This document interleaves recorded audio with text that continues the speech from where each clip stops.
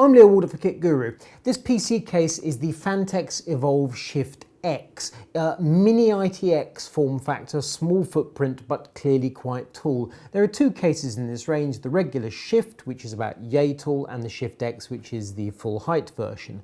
And that impacts what sort of cooling you can put inside it and also how much storage. The Shift is about £105 in the UK, the Shift X just under 150. So makes a big difference to the price, but then the materials involved: tempered glass 2 panels, aluminium on these two sides here, and then a steel core to it. So the taller case uses more glass, more aluminium.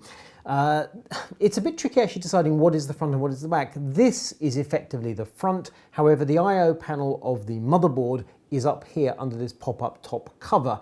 The only regular front panel I/O connectivity you have is this pair of USB 3s around here. Headset jacks and so on, you forget about all that. You're doing everything through the top of the case, which means you want to hook the cables up and leave the top down, otherwise it looks rather unsightly. So it's more sort of leave things connected rather than pop things in and out at your convenience. Also, in order to reach the top of the case, you're going to have to stand up, assuming it's on your desk. Wear it on the floor, I think that'd be a bit peculiar. You might also just step back and ask yourself, when would I use a case like this? And I'm thinking immediately people who have very little space in their apartment. Students away from home would be one obvious customer for this sort of case. Alternatively, it's people in the Far East, frankly, in places like Hong Kong and Macau, where you're very tight for apartment space. You do have another option, which is to lay the case down flat, which is how we saw it displayed at Computex. Looked very swish like that, but also actually takes up quite a lot of space. It was being described as a sort of media center kind of PC in front of your TV. I wasn't immediately won over by that idea at Computex. Having used this case now for a little while, I think even less of the idea, but for a different reason, which is to do with the cooling. Now, this case is designed to take liquid cooling. You have an intake fan at the bottom. You can add a pair of fans behind these intakes here, and then there's an exhaust fan up the top.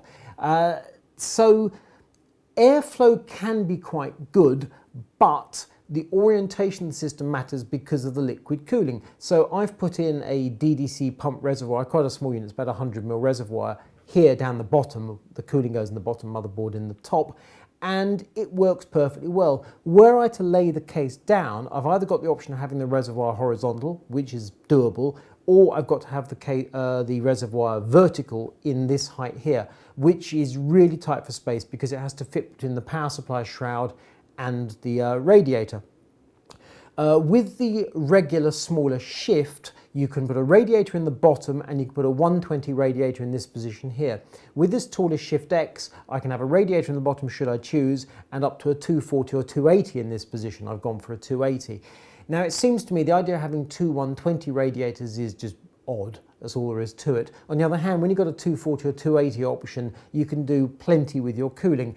The motherboard in this instance is a mini ITX Gigabyte AM4 motherboard, and the processor is a Ryzen 1700X. It's got some G-Skill Trident Z memory backing that up. I decided to try the Trident Z with the Ryzen processor rather than their dedicated AMD Flare memory, and the Trident Z has worked absolutely flawlessly. In terms of the graphics cards, I've got an MSI GTX 1080 which goes in around this side. That goes on like a slidey bracket. You can decide which way around you have the graphics cards depending on whether it's air cooled or liquid cooled. So whether you want airflow to the card or do you want to show off the block. I've installed an Alpha Cool GTX 1080 block on the card.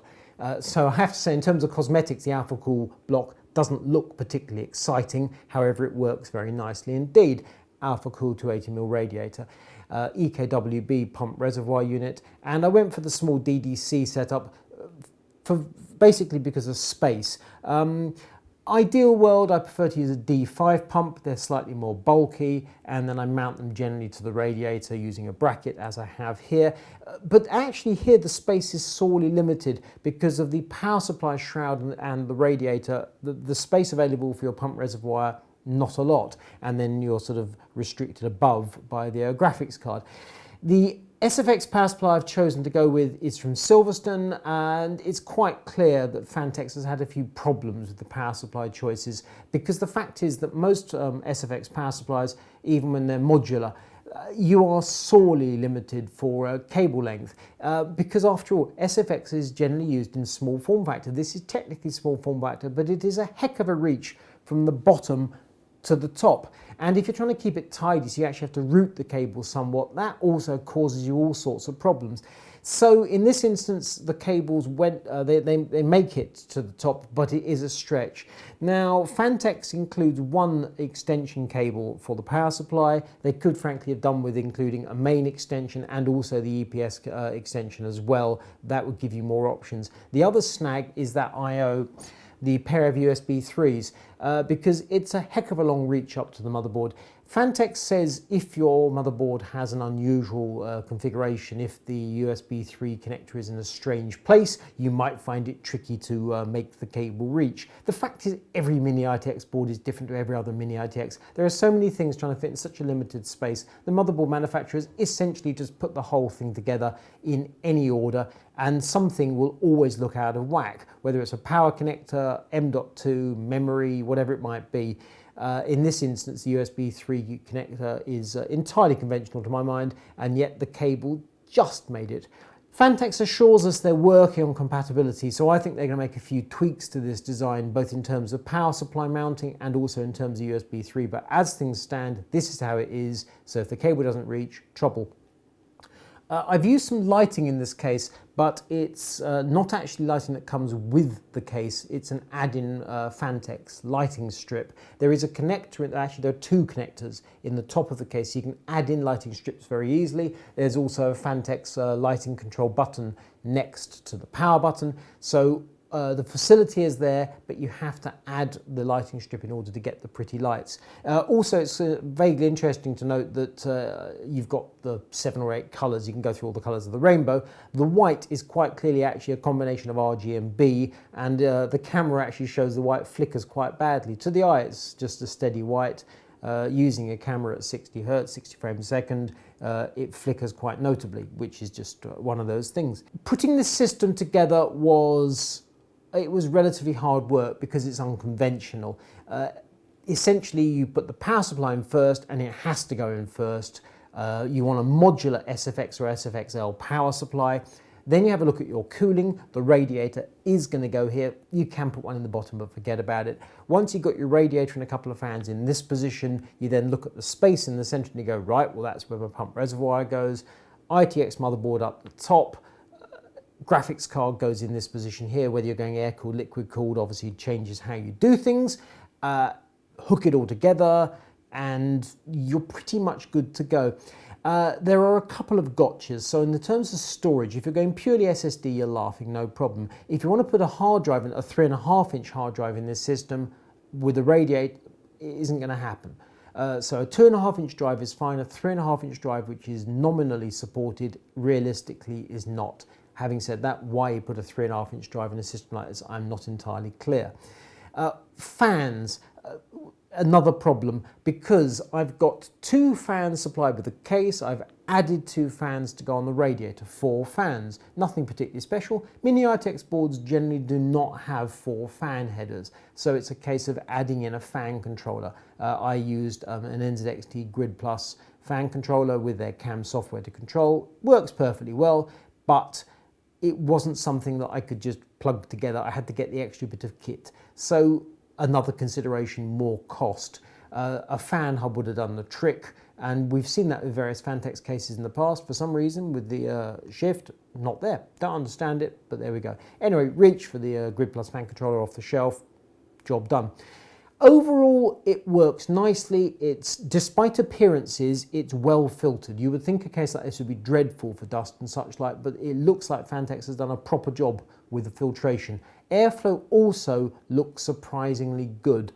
So the most blatant problems you would think actually don't exist. It's the kind of slightly nitty-bitty things, such as fans, cable reach and such like. Now, some of those bits and pieces may well be sorted out by Phanteks as they tweak and evolve the design, so that's obviously a good thing. And then we come back to the thing once again, the question of why would you want a system like this?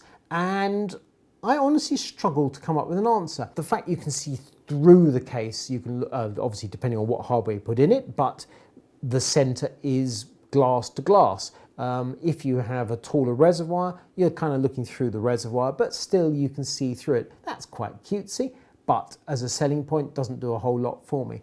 It looks stylish, okay. It doesn't take up a lot of space, provided you stand up rather than laying it down, that's also fine. But it feels large. So the footprint is small, it's taller than my regular ATX tower by a significant margin. Carrying it around is fine, but why would you carry your PC around? So it's a bit of a head scratcher. Now, in the sense that Phanteks is supplying something you cannot get from another manufacturer, that's absolutely fine. I can't help but think that the evolution of this case has probably gone alongside the Corsair 1 PC. Corsair supplies that as a system, it's a built system. You cannot buy a case for a Corsair 1. This is effectively a Corsair 1 case, so you can build your own system into it, which is nice. So if you like the Corsair 1 but you fancy building your own, bingo. On the other hand, I think many people buy the Corsair 1 because they haven't got to build it themselves. This is a lot of work. So doesn't really answer my question either. So why would you want to build a system like this? It must surely be because you like the look of it. If you want a small system, this is not that. Mini ITX, after all, it's hard work. It gives you certain restrictions to work with. Having said all that, the finished result I think looks perfectly decent. It's got a proper spec, so it's a Ryzen 8-core processor, a good bunch of memory, SSD, GTX 1080 graphics, liquid cooled, stays nice and cool. What's not to like? I mean, the spec of this PC as it stands here is good. It's a proper gaming system.